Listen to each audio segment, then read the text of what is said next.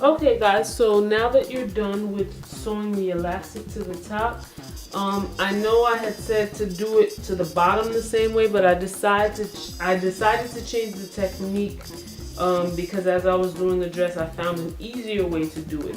So we're gonna put this aside for the meantime. We're gonna get to the bottom half of your dress.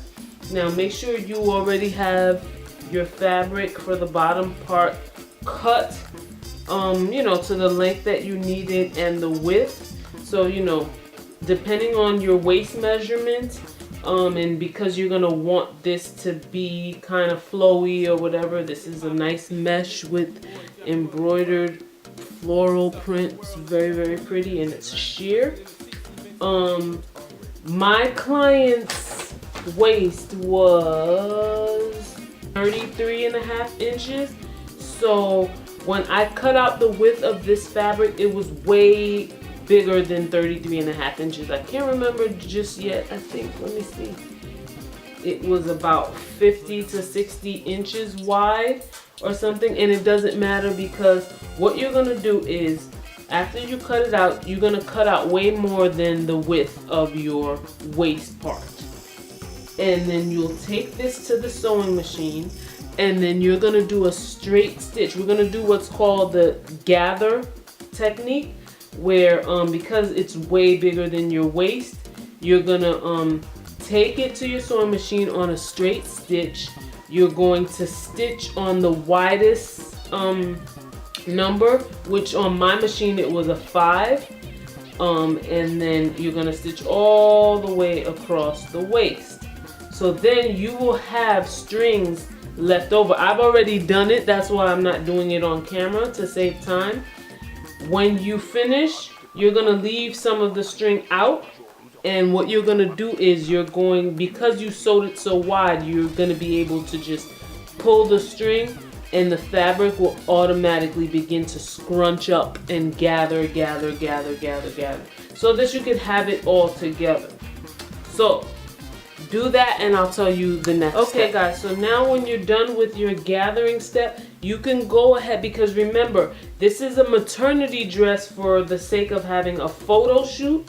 So you're gonna want to have this front part open. I don't know if you can see, but I'm gonna hold it open because the point of it is you wanna have this open so that the belly, the baby belly, can pop out. So when you have the dress like around the waist, the front part is gonna remain open so that you can see the beautiful baby's belly.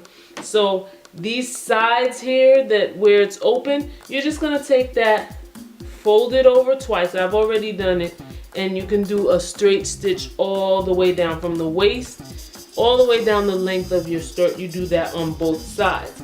Now the way my fabric was, I used the fabric where I didn't have to cut the ending, so I didn't even have to hem. But if you didn't do that, if you don't have the type of fabric that was like that, depending on the dimensions, then you would hem your bottom by folding it over one time, folding it over again, and stitching around on a straight stitch.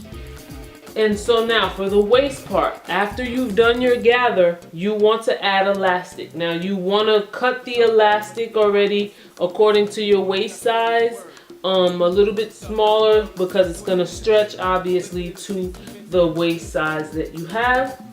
I've already done that. I took it to my sewing machine, the elastic. What I did was I placed the elastic onto the sheer fabric.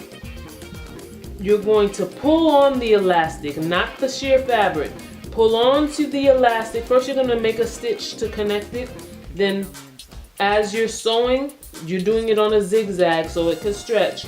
You're pulling the fabric, the elastic, and then as you do that while you're sewing, the sheer fabric will begin to scrunch up along with the elastic, and you do that all the way across. Make sure to back stitch both times before you start the stitch and when you end, so that the stitch doesn't come apart. So you'll have the elastic already around. So now the next part is we're going to connect our strapless top to the bottom. So I'm going to come, after you do all that, go do that now, and I'll show you the next step. Okay guys, so I went ahead and added on the top to the bottom piece to save camera time.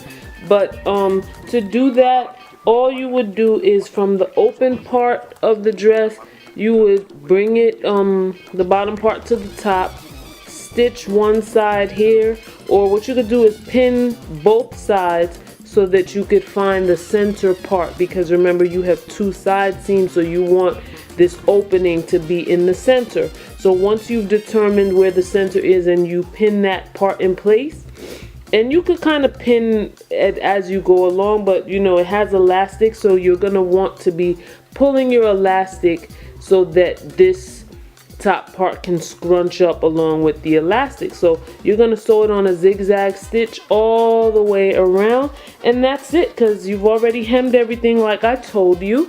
And I'm gonna go ahead and put this on the mannequin so you could see how it is, and hopefully my client will send me some of the pictures, because obviously she's gonna take pictures in this beautiful dress, and I will share that with you. This is so pretty. I want to make one for myself. Of course it's not gonna have this opening, but I'm inspired to make me a dress that's similar, because this fabric is so beautiful. Let me show it to you on the mannequin, and if you do this tutorial, please share the video with me and send me pictures. Okay guys, thank you so much for watching. Also, this dress will be available on my website. If it's not this exact fabric, it will be something similar. Etsy.com/shop/Kharyzma for you. Stay tuned for pictures.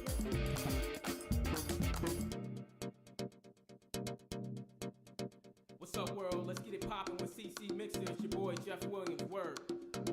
What's up, young world? It's Jeff Williams. And Jay Lang. You're listening to CC Mixer.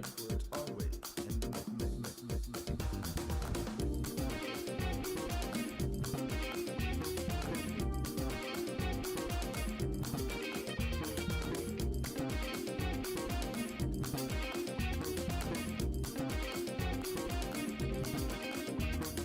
Composure on the inside, ulcer on the outside.